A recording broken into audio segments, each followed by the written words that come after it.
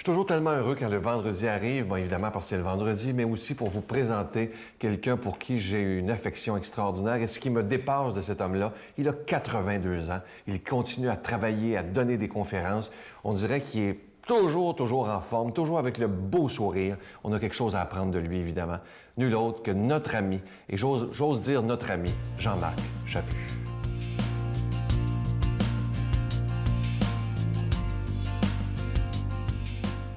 Bonjour. Je sais pas, j'ai été enthousiasmé par l'élection du nouveau pape. À mon avis, c'est un tournant. Un nouveau pape. Un pape qui n'est pas romain. Un pape qui ne vient pas du vieux monde, comme on dit, l'Europe, etc. Avec un bagage de tradition, de pompe, de vêtements, etc. Non, un pape qui vient du monde nouveau, vient d'Argentine. Il n'a pas passé des années à étudier l'infaillibilité, etc., etc. Non, ce n'est pas un étudiant, c'est un homme d'action. Un homme qui protège et qui pense pauvre. Comme le gars, là, 2000 ans, Jésus. Et c'est ce gars d'action qui vit son évangile. Quelle est la meilleure façon de vivre la pauvreté, si ce n'est pas de regarder que 80% de l'humanité vit dans la pauvreté, sans toute cette opulence autour? C'est curieux de posséder, aimer, c'est de la pauvreté. Et c'est ce qu'il a fait. Et c'est le premier geste qu'il a posé. C'est vous ce qui me fait peur de nos jours. C'est que les leaders ont trois grands dangers qui les surveillent. Et le pape en est un mondial. Avoir, pouvoir et gloire. Et en regardant ce nouveau pape-là, avec toute sa pauvreté, sa simplicité et son humilité, je me dis, lui, il va passer à côté. C'est pas une question d'avoir. Il n'a pas voulu vivre dans les appartements très riches où les autres vivent. Non, il n'a pas besoin de ça. C'est pas le pouvoir. Il ne tient pas à avoir tous les honneurs et toutes les choses. Et c'est loin de vouloir la gloire. Il a changé les bijoux pour les prendre plus simples, pour trouver des choses qui sont plus proches des gens. Voyez-vous, un leader, ça prêche par l'exemple. Je peux être un bon dirigeant si je te mets un fusil sur la tempe, puis je te dis, fais ça. Évidemment, tu vas le faire. Je dirige. Mais est-ce que je suis un leader? Un leader, c'est celui que tu vois au loin, puis tu dis, ça me tenterait de suivre.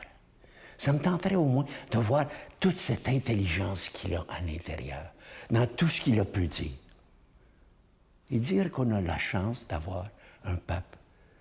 Alors, il ne fera pas des grands miracles, mais qui va commencer à vivre en exemple, en pauvre. Et pour moi, c'est capital. Qu'on se paie des salaires de millions, je ne peux pas comprendre. Un pauvre, c'est quelqu'un qui sait se contenter. Notre Père qui es aux cieux, que ton nom soit sanctifié, que ton règne vienne, que ta volonté soit faite sur la terre comme au ciel. Donne-nous aujourd'hui notre pain de ce jour. Pardonne-nous nos offenses, comme nous pardonnons aussi à ceux qui nous ont offensés.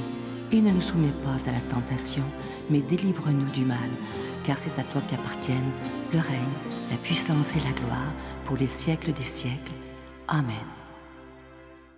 Ça fait déjà quelques semaines que je vous parle de ce beau cadeau du mois. Déjà, des milliers de personnes l'ont commandé. Il s'agit du CD exclusif à la Victoire de l'amour du bon Doc Lapointe. Vous le connaissez bien, évidemment. Le titre, Faire confiance à son médecin intérieur. C'est plus d'1 heure avec le docteur Lapointe et on peut l'écouter des dizaines de fois parce qu'on apprend toujours quelque chose. On peut l'écouter dans l'auto, à la maison, peu importe où on est. Et il se donne tellement bien en cadeau. Je vous rappelle que vous en recevez un avec un don de 25 et 2 avec un don de 40 Je vous rappelle que ce n'est pas un achat. Vous savez que lorsque vous faites un don à la Victoire de l'amour, c'est vraiment un don. Vous recevez un reçu pour fin d'impôt et ça nous permet de pouvoir payer pour la diffusion et la production des émissions de télévision depuis déjà 18 ans. Alors, je vous remercie de tout cœur en cette période d'été qui est toujours plus difficile et inquiétante. Merci de votre don spécial en ces mois d'été. Je vous donne l'adresse. La Victoire de l'amour, casier postal 120, succursale Boucherville à Boucherville, le J4B 5E6, je vous la redonne. La Victoire de l'amour, casier postal 120, succursale Boucherville à Boucherville,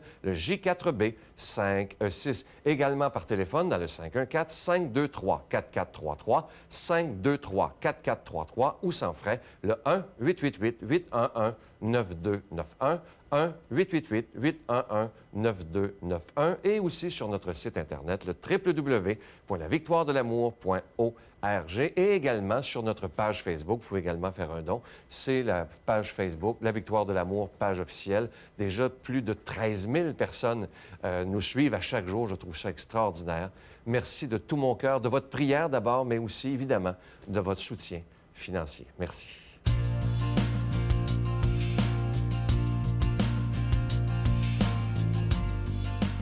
Aujourd'hui, pour nous parler d'amour, nous parler de cette belle parole d'Évangile, on rejoint l'abbé Daniel Gilbert.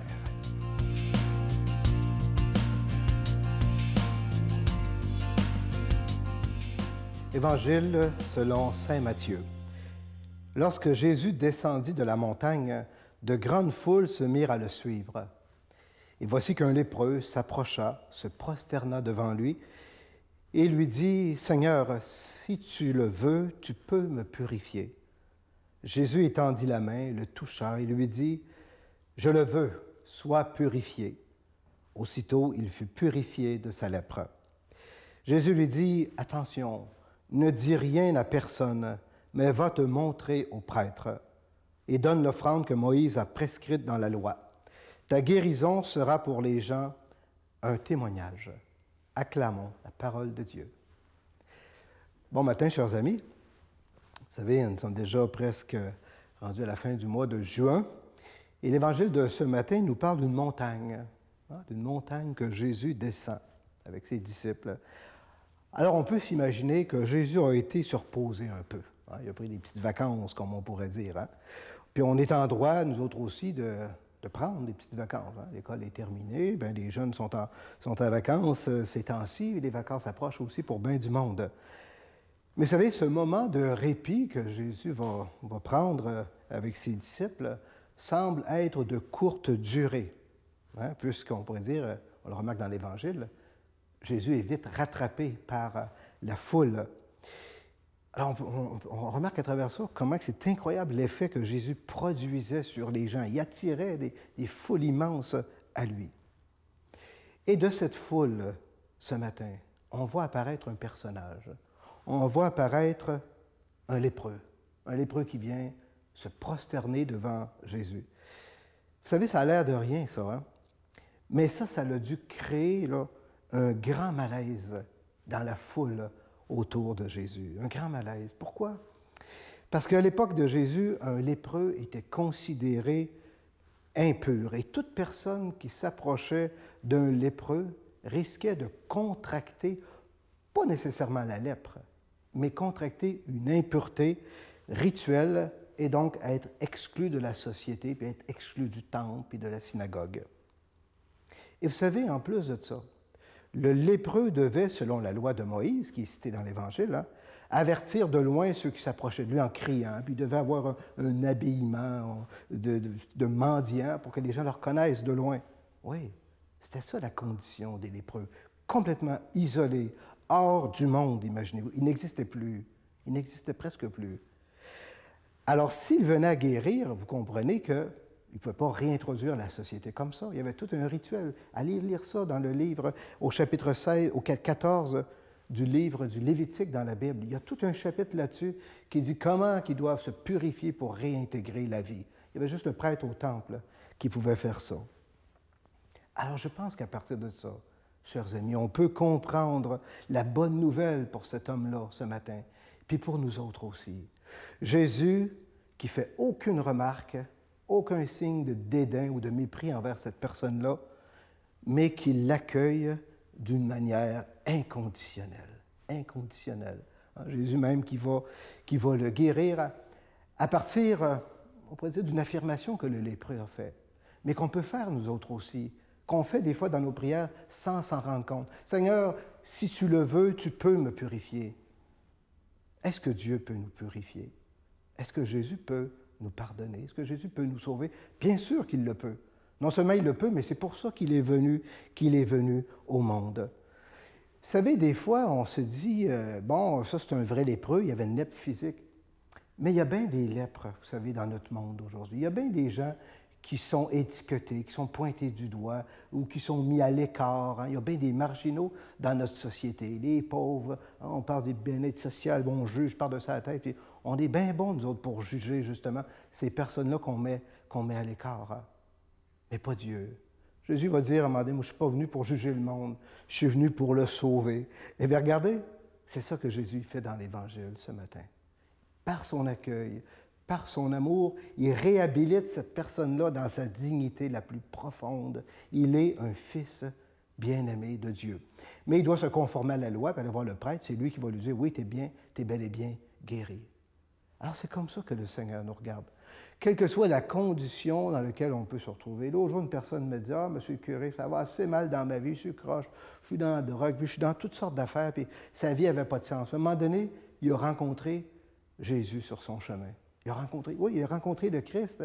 Et c'est comme si toute cette lèpre-là dans laquelle il se sentait, lui, pris jusqu'au cou, eh bien, il a comme été libéré de ça. Il a retrouvé le goût de vivre, de reprendre sa place dans la société. C'est ça qu'on peut faire, nous autres aussi.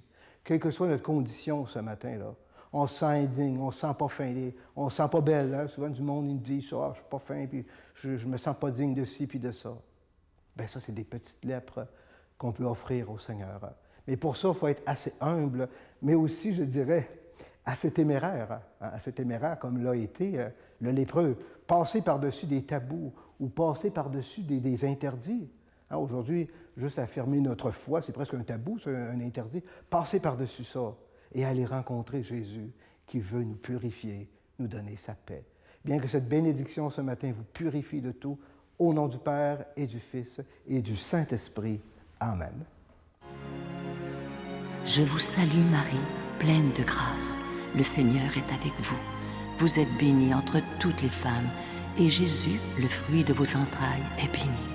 Sainte Marie, Mère de Dieu, priez pour nous pauvres pécheurs, maintenant et à l'heure de notre mort. Amen.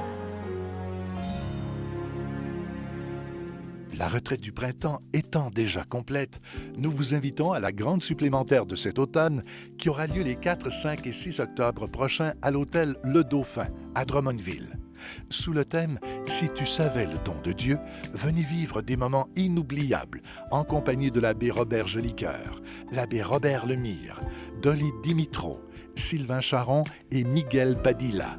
Réservez rapidement avec Voyage Intermission 514-288-6077 ou sans frais 1-800-465-3255.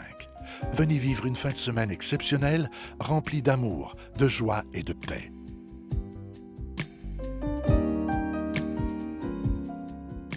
Je vous rappelle ce beau CD du bon docteur Gilles Lapointe. Je vous rappelle le titre « Faire confiance à son médecin intérieur, santé et spiritualité pour une vie équilibrée ». C'est un CD que vous allez beaucoup aimer et je vous suggère de le donner en cadeau parce que ça s'écoute tellement bien. C'est plus d'1 heure où on est en compagnie du bon doc Lapointe. Vous allez voir que ses conseils sont bons, pas à peu près. C'est facile à écouter. Vous connaissez le style du doc. Alors, c'est le beau cadeau du mois de ce mois-ci. On en est vraiment très fiers. Je vous souhaite une belle journée. Je vous dis à demain. Bye. Je m'en allais me pendre. Je sortais d'une tentative de suicide. J'ai passé 3 jours à l'hôpital. Je suis sorti de l'hôpital. J'ai dit ce que les médecins voulaient entendre pour pouvoir me laisser sortir et puis pas me manquer. Fait que quand le surlendemain, j'ai fini de travailler. J'ai écrit une lettre de suicide à mes parents, amis. Puis j'ai été m'acheter une corde chez Rona pour aller me pendre dans le garage chez mes grands-parents. T'sais. La Victoire de l'amour remercie de tout cœur les Résidences Soleil de leur accueil si chaleureux.